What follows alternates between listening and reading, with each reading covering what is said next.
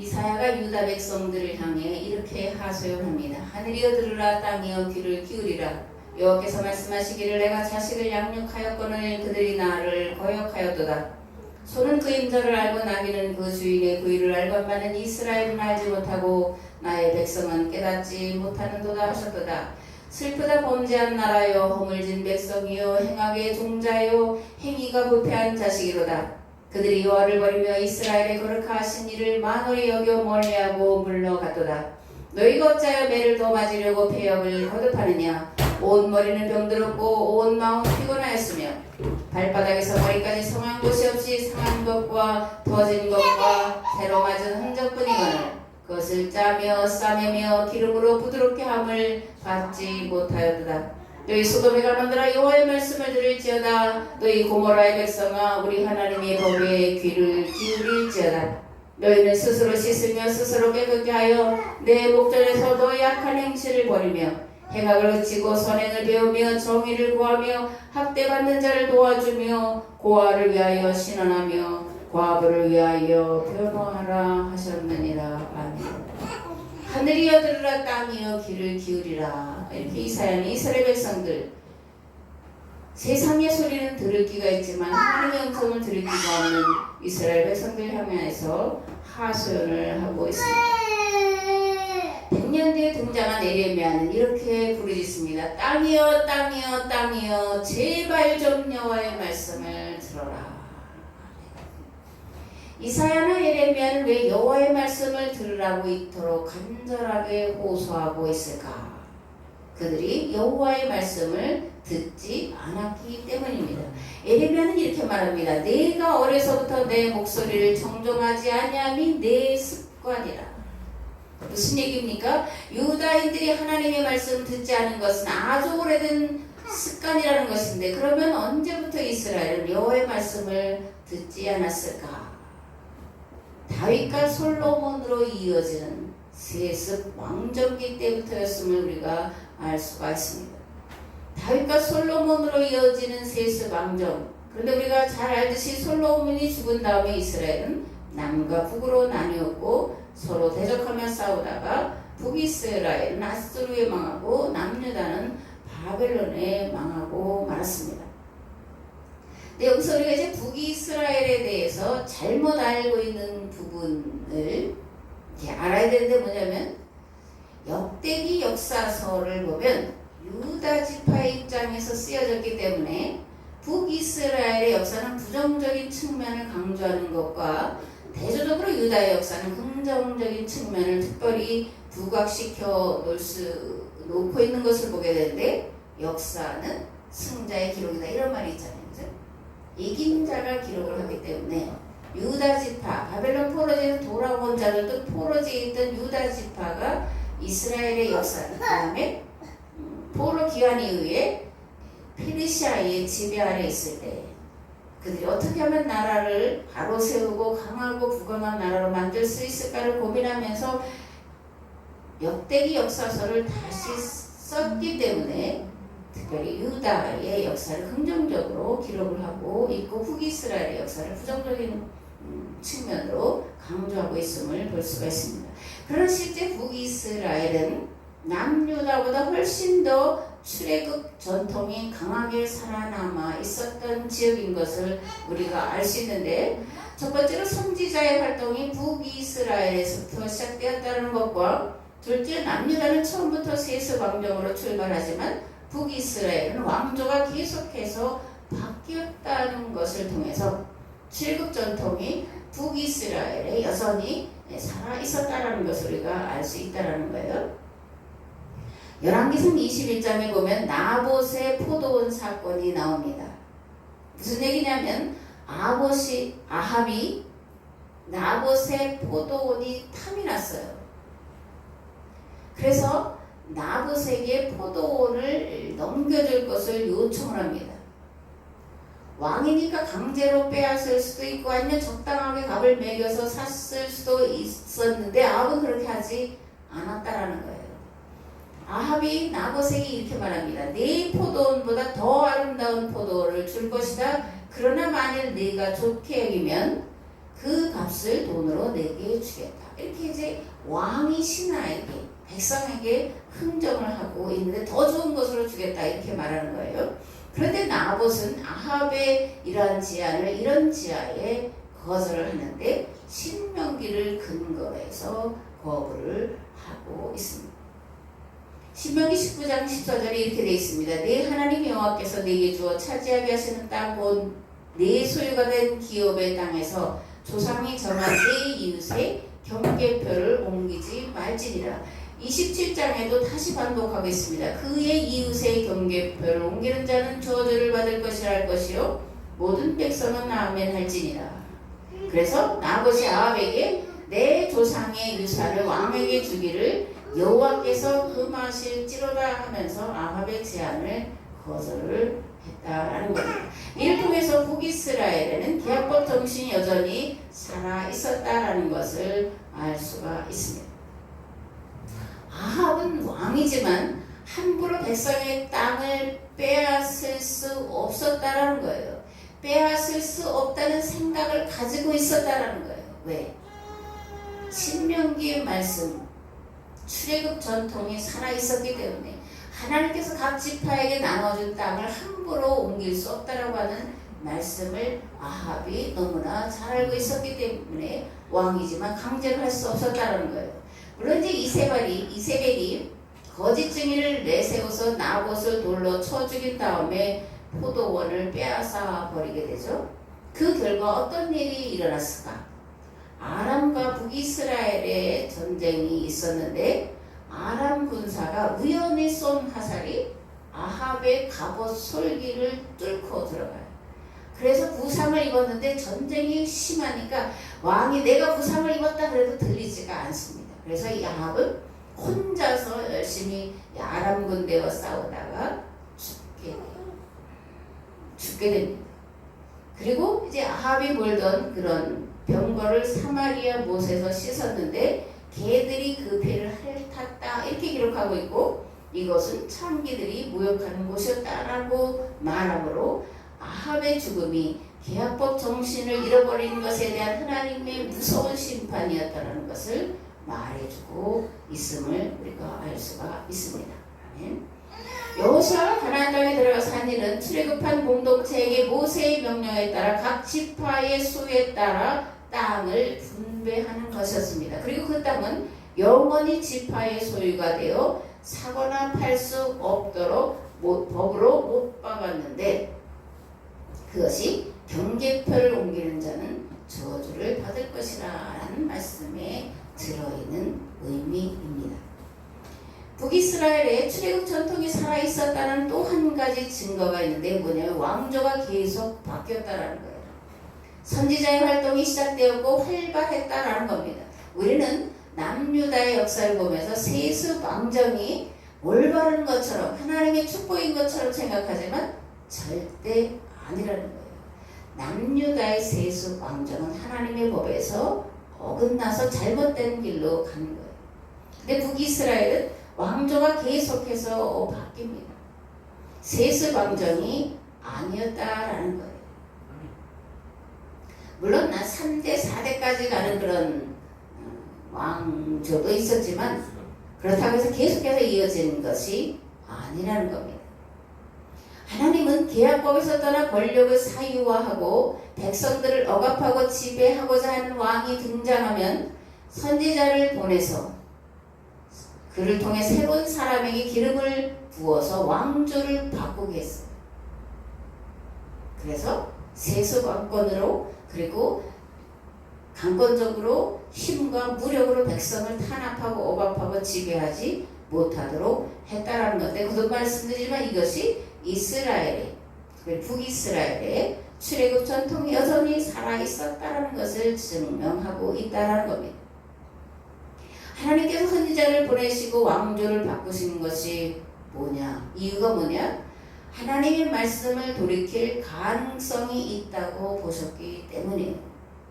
그리고 북이스라엘이 먼저 망한 것은 하나님이 북이스라엘에 대해서 많은 기대를 가지셨는데 그 기대를 너무나 저버림으로 하나님이 슬퍼하심으로 그들을 심판하셨다라는 하셨다는 것을 우리가 알 수 있습니다.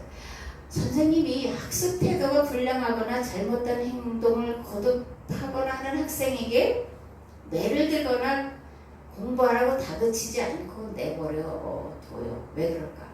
가능성이 없다라고 보여지기 때문이에요. 마찬가지입니다. 하나님께서도 선지자를 보내셔서 타이르고 꾸짖고 회초리를 들어도 말을 듣지 않고 제멋대로 행할 때 그냥 내버려 두시는데 하나님의 무가신처럼 두렵고 무서운 심판이 없다라는 것을 우리가 알아야 됩니다. 근데 북이스라엘은 금방 말씀드렸지만 계속해서 선지자를 보내셔서 왕조를 바꾸도록 하시는 것을 보게 되는데 하나님이 북이스라엘에 대해서 많은 기대를 가지고 있었기 때문이다라는 것을 우리가 알 수가 있습니다.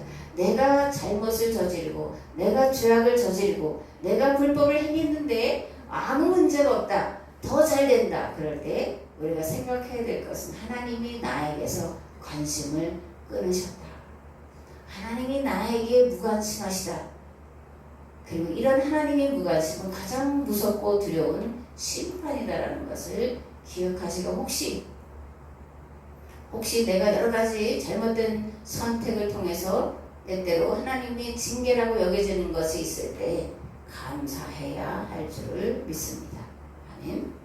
오늘 한국 상황과 교회의 상황을 보면서 이사야와 예레미야처럼 외치지 않을 수 없다. 이사야와 예레미야처럼 외쳐야 된다. 이렇게 생각합니다.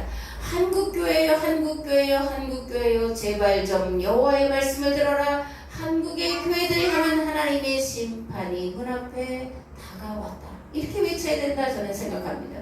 대한민국이요, 대한민국이요. 제발 하나님 말씀에 귀를 기울여라. 공의와 정의가 사라지고 불법과 탈법과 무법천지가 된 이 땅에 하나님의 심판이 곧 이르리라. 이런 말씀을 선포해야 된다. 그렇게 생각합니다. 그리고 지금은 느헤미야처럼 가슴을 치며 나와 내 가문의 죄를 회개해야 한다라고 생각을 합니다. 하나님의 불쌍히 여기시기를, 그래서 용서하시고 다시 회복될 길을 열어주시기를 간구할 때인 줄을 믿습니다. 아멘. 오늘 함께 나눌 말씀은 예레미야 22장인데 먼저 1절과 9절 말씀을 봉독을 하겠습니다. 여호와께서 이와 같이 말씀하시되 너는 유다 왕의 집에 내려가서 거기에서 이 말을 선언하여 이르기를 다윗의 왕이 앉은 유다 왕이여 너와 네 신하와 이 문들로 들어오는 내 백성은 여호와의 말씀을 들을지니라. 여호와께서 이와 같이 말씀하시되 너희가 정의와 공의를 행하여 탈취당한 자를 압박하는 자의 손에서 건지고 이방인과 고아와 과부를 압제하거나 학대하지 말며 이곳에서 무지한 피를 흘리지 말라. 너희가 참으로 이 말을 준행하면 다윗의 왕이 앉을 왕들과 신하들과 백성이 병거와 말을 타고 이 집 문으로 들어오게 되리라. 그러나 너희가 이 말을 듣지 아니하면 내가 나를 두고 맹세하노니 이 집이 황폐하리라. 여호와의 말씀이니라. 여호와께서 유다 왕의 집에 대하여 이와 같이 말씀하시니라. 네가 내게 길앗 깎고 레바논의 머리나 내가 반드시 너로 광야와 주민이 없는 성읍을 만들 것이라. 내가 너를 파멸할 자를 준비하리니 그들이 각기 손에 무기를 가지고 네 아름다운 백향목을 쥐고 불에 던지리라. 여러 민족이 성읍으로 지나가며 서로 말하기를 여호와가 이 큰 성읍에 이같이 행하면 어찌된 민고 하겠고 그들이 대답하기는 그들이 자기 하나님 여호와의 언약을 버리고 다른 신들에게 절하고 그를 섬긴 까닭이라 하셨다 할지니라. 정의와 공의는 구약을 관통하는 핵심 언어예요. 이 공의와 정의는 이 땅의 하나님 나라가 어떤 나라인지를 보여주는 거라는 거예요. 하나님 이스라엘 통해서 이 땅에 하나님 나라를 만들어 세상에 보여줘 세상을 구원할 백성이 되도록 그들과 계약을 맺으셨습니다. 그런데 이스라엘이 하나님과 맺은 계약의 길에서 벗어나 잘못된 길로 갔다라는 건데, 어쨌든 정의와 공의 또는 공평과 정의는 구약을 관통하는 핵심 언어고 이것을 신약의 언어로 바꾸면 서로 사랑이다. 이렇게 저는 정의를 내리고 있습니다.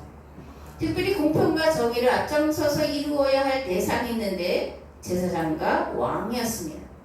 제사장에게 부여된 가장 중요한 책임과 의무는 백성들에게 계약법을 올바로 가르쳐 지키게 하는 것이었고, 왕에게 부여된 가장 중요한 책무는 하나님을 대신하여 백성들이 편안하고 안정된 삶을 살도록 돌보고 적으로부터 보호하는 것이었습니다.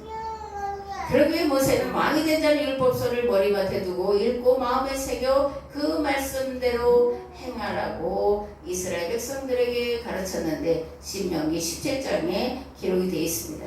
그가 왕이 오르거든 이 율법서의 등사본을 의사람 제사장 앞에서 책에 기록하여 평생에 자기 옆에 두고 읽어 그의 하나님 여호와를 경외하기를 배우며 이 율법의 모든 말과 이 규례를 지켜 행할 것이라. 그리하면 그의 마음이 그의 형제 위에 교만하지 아니하고 이 명령에서 떠나 좌로나 우로나 치우치지 아니하리니 이스라엘 중에서 그와 그의 자손이 왕이 있는 날이 장구하리라. 아멘.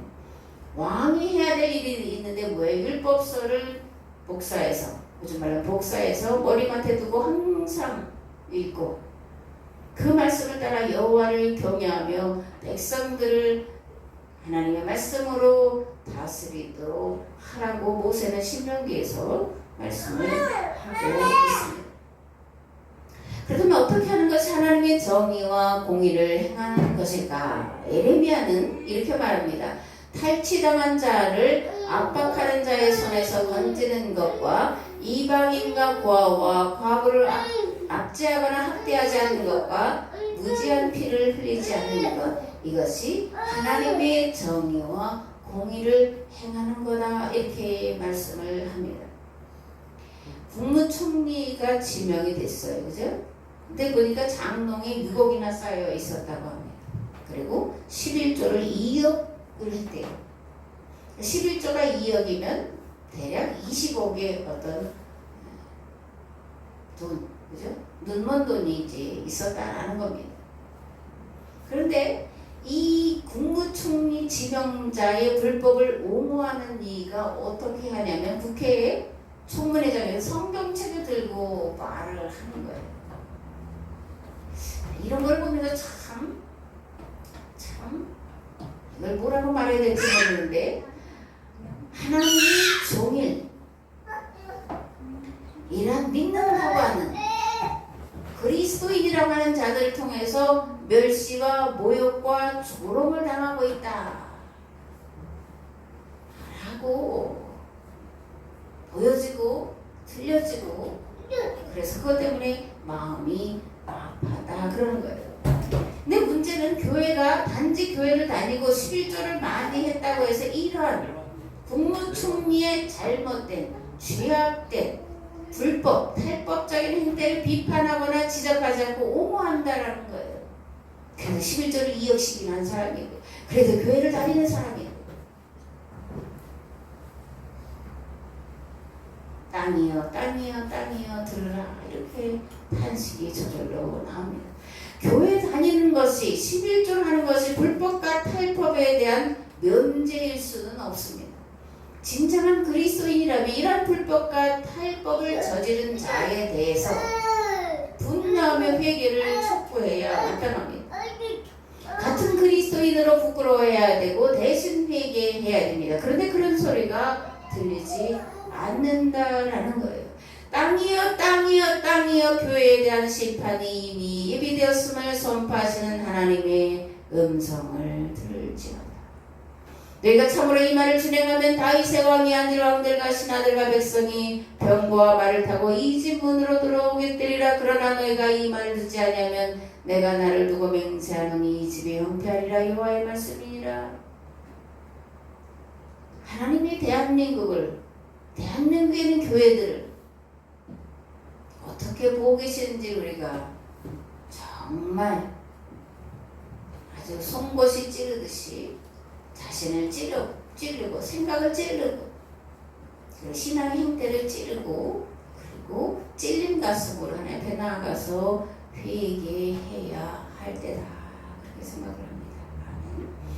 8절에서 9절을 보면 여러 민족이 성읍으로 지나가며 서로 말하기를 여호와가 이 큰 성을 성읍에 이같이 행하면 어찌 되는 꽝이고 그들이 대답하기는 이는 그들이 자기 하나님 여호와의 언약을 버리고 자기 신들에게 절하고 그를 섬긴 까닭이라 하셨다 할지니라 말씀하는데 이 말씀이 신명기 29장에 있는 말씀이에요.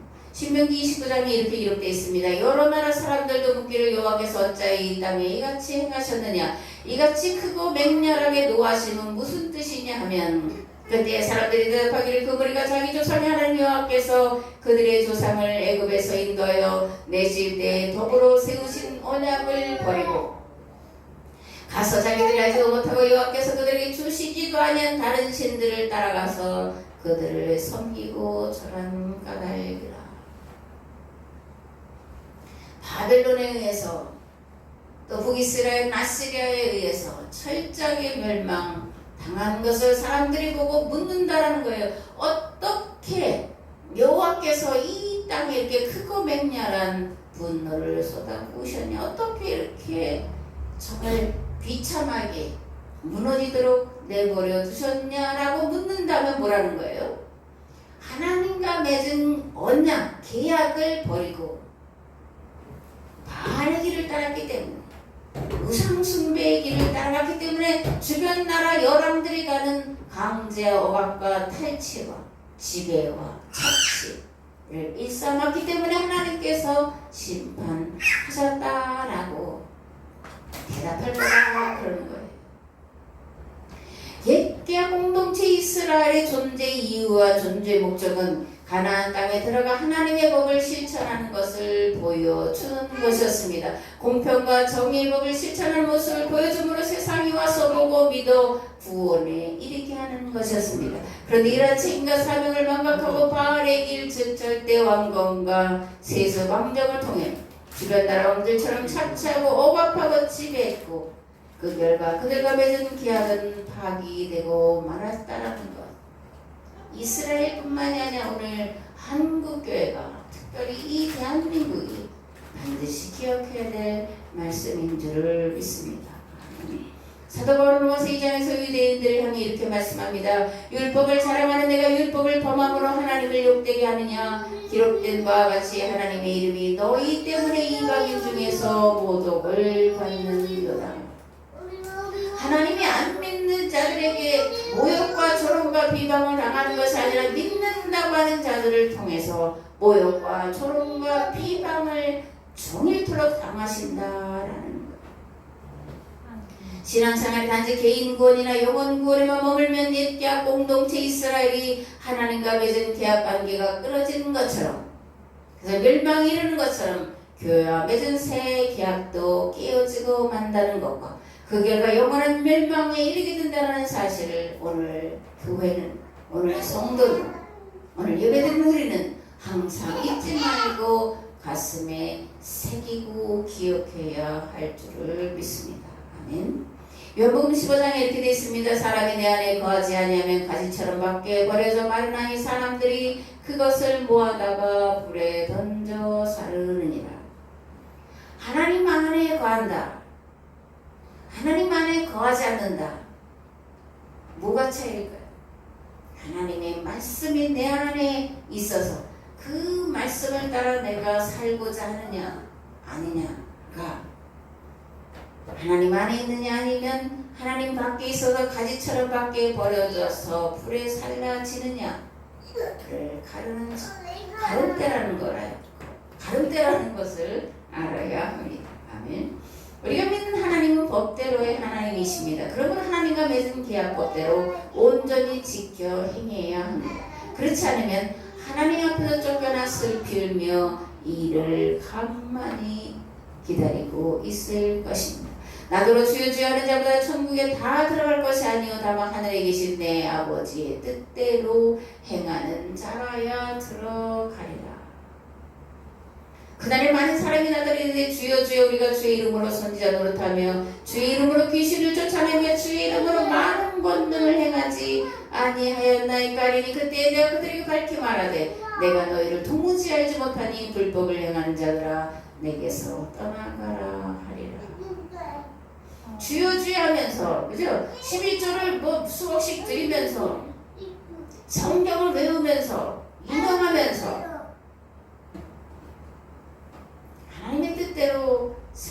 하지 않는 것. 주여 주여 한다고 다 천국에 들어가는 것이 아니라는 거예요. 어떤 형식에 따라 행함으로 내가 구원에 이르는 것이 아니라는 거예요. 하늘에 계신 내 아버지의 뜻대로 행하는 건데, 하늘에 계신 내 아버지의 뜻은 뭐냐? 공의와 정의를 실현하는 삶을 세상에 보여주는 거예요.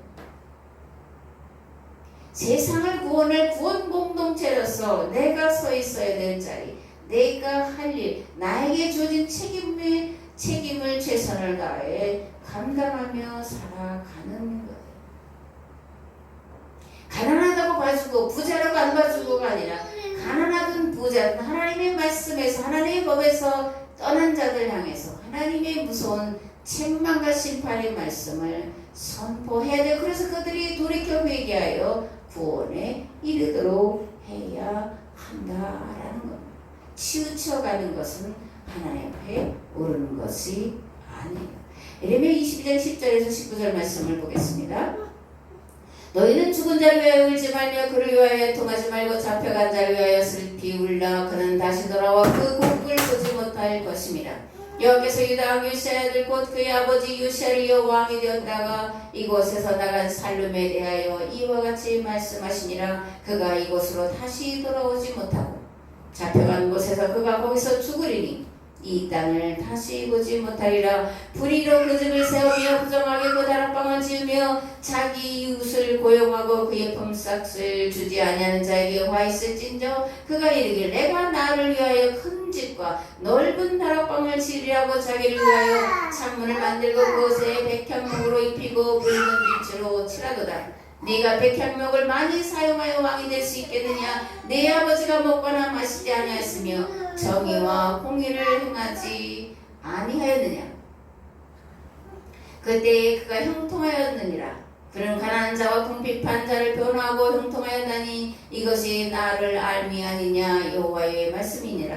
그러나 네 두 눈과 마음은 탐욕과 무지한 피를 흘림과 압박과 포악을 행하려 할 뿐이니라. 그러므로 여호와께서 유다 왕 요시아의 아들 여호야김에 대하여 이와 같이 말씀하시니라. 우리가 그를 위하여 슬프다 내 형제여, 슬프다 내 자매하며 통곡하지 아니할 것이며 그를 위하여 슬프다 주여 슬프다 그 영광이여 하며 통곡하지도 아니할 것이라. 그가 끌려 예루살렘 문 밖에 던져지고 나귀같이 매장함을 당하리라.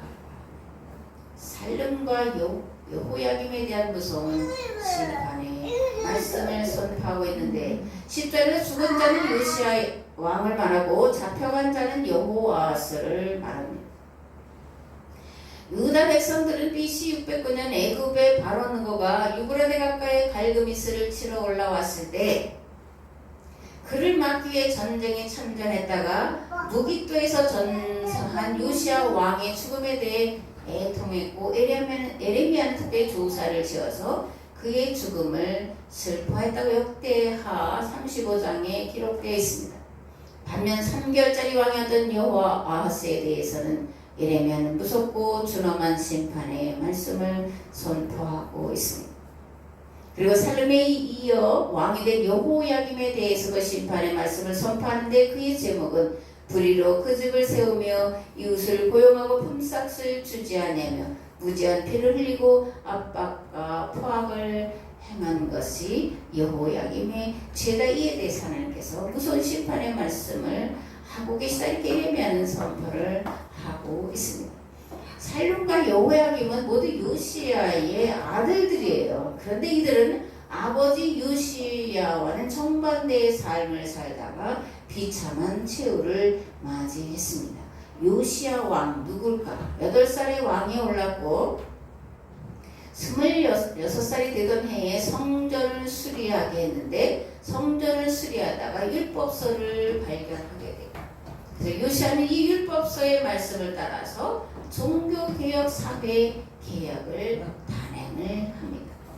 예레미야는 요시야를 공의와 정의를 행한 왕이요 가난한 자와 궁핍한 자를 변호한 왕으로 평가합니다. 그렇게 앞에서 말씀드린 것처럼 요시야가 무기토에서 전사했을 때 내가를 지어 슬퍼하기도 하는 것입니다. 하나님은 사랑이시죠. 그러나 하나님은 또한 심판의 주님이십니다. 그러므로 행위를 올바로 하기 위해 애써야 됩니다. 하나님의 뜻이 무엇인지 말씀을 늘 묵상하며 지혜와 지식에 여기신 성령님의 도우심을 힘입기 위해 기도에 힘써야 합니다. 하나님 말씀 어려운 것이 아니라 신약의 언어로 하면 서로 사랑하는 거예요. 서로 섬기기를 먼저 하는 겁니다. 서로 겸손하여 섬기기를 먼저 하고 서로 사랑할 때 하나님의 법을 성취하는 것이고, 그것을 통해서 하나님 나라가 확장되도록 하나님은 역사하시는 줄을 믿습니다. 아멘. 20절에서 30절 말씀 봉독하겠습니다. 너는 레바논에 올라와 외치며 바산에서 내 소리를 높이며 아바림에서 외치라. 이는 너를 사랑하는 자가 다 멸망하였습니다. 네가 평안할 때 내가 네게 말하였으나 네 말이 나는 듣지 아니하리라 하였나니 네가 어려서부터 내 목소리를 청종하지 아니함이 네 습관이라. 네 목자들은 다 바람에 삼켜질 것이요 너를 사랑하는 자들은 사로잡혀 가리니 그때 네가 반드시 네 모든 악 때문에 수치와 욕을 당하리라. 레바논에 살면서 백향목에 기다리는 자여, 여인이 해산하는 고통 같은 고통이 네게 임할 때에 너의 가련함이 얼마나 심하리. 여호와의 말씀이니라. 나의 삶으로 맹세하노니 유다 왕 여호야김의 아들 고니야가 나의 오른손에 인장반지를 할지라도 내가 빼어 네 생명을 찾는 자의 손과 네가 두려워하는 자의 손 곧 바벨론 왕 느부갓네살의 손과 갈대아인의 손에 줄 것이라. 내가 너와 너를 낳은 어머니를 너희가 낳지 아니한 다른 지방으로 쫓아내리니 너희가 거기에서 죽으리라. 그들이 그들의 마음에 돌아오기를 삼하는 땅에 돌아오지 못하리라. 이 사람 고니야는 천하고 깨진 그릇이냐 좋아하지 아니하는 그릇이냐. 어찌하여 그와 그의 자손이 쫓겨나서 알지 못하는 땅에 들어갔는고. 땅이여 땅이여 땅이여 여호와의 말을 들을지니라. 여호와께서 이같이 말씀하시니라. 너희는 이 사람의 자식이 없겠고 그의 평생 동안 형통하지 못할 자라 기록하라. 이는 그의 자손 중 형통하여 다윗의 왕위에 앉아 유다를 다스릴 사람이 다시는 없을 것이니라 하시니라. 예레미야는 예루살렘 또 남유다의 파국의 원인을 처음부터 여호와께 순종하기를 거부하는 습관 때문이다 이렇게 말씀을 합니다. 그러면서 땅이여 땅이여 땅이여 라며 탄식하는데 이유는 다윗의 가문을 이을 대가 끊어졌기 때문이라는 거예요. 그렇다면 예레미야가 단지 다윗의 가문이 끊어진 것 때문에 탄식하며 절규하는 것일까? 아닙니다. 하나님과 이스라엘 기약 공동체와 맺은 기약이 파괴될 것을 바라보며 슬퍼하며 울부짖고 있었다라는 겁니다. 아멘. 지금은 교회와 국가의 미래를 염려하며 창자가 끊어질 듯한 고통과 아픔으로 부르짖어 기도할 때입니다. 급변하는 세계 정세 속의 나라의 안녕과 번영을 위해 해양 세력과 함께할 것이냐 대륙 세력과 함께할 것이냐를 선택하는 요청이 계속되고 있습니다. 이스라엘도 지금 우리와 같은 선택을 강요당하던 때가 있었습니다. 즉 애굽이냐 바벨론이냐를 선택할 기로에 있었고 예레미야는 바벨론의 지배를 받아들이라고 요청을 했습니다. 그러나 유다 왕들은 애굽을 선택했고 그러다가 바벨론에 멸망당하고 말았습니다. 며칠 전에 우리에게 제3의 길이 있다, 또 제3의 길이 있었다 라고 말씀을 드린 것이 기억이 나는데 우리에게 있는 제3의 길은 무엇일까요? 이 제3의 길은 사실 유일한 길이라는 것을 우리가 알아야 되는데 이 유일한 길은 하나님을 신뢰하고 하나님께로 돌아가는 것입니다. 미국이냐 중국이냐 또는 해양 세력이냐 대륙 세력이냐가 아니라 오직 힘써 하나님께로 돌아가는 것, 그것이 우리가 살 수 있는 유일한 길이라는 겁니다. 아멘. 지금 우리는 하나님 앞에 나아가 하나님 말씀 듣기를 거부하는 잘못된 습관을 회개해야 합니다. 말씀과 기도 하나님의 뜻을 바로 알고 행하기를 힘써야 합니다. 교회와 이 나라를 말씀이 온전히 세우기 위해 한 마음과 한 뜻을 하나님 앞에 나아가 도우심을 구해야 합니다. 그러면 긍휼과 자비가 풍성하신 하나님께서 반드시 우리를 돌아보시고 다시 교회와 나라를 바로 세울 수 있는 기회를 주시리라 그렇게 믿습니다.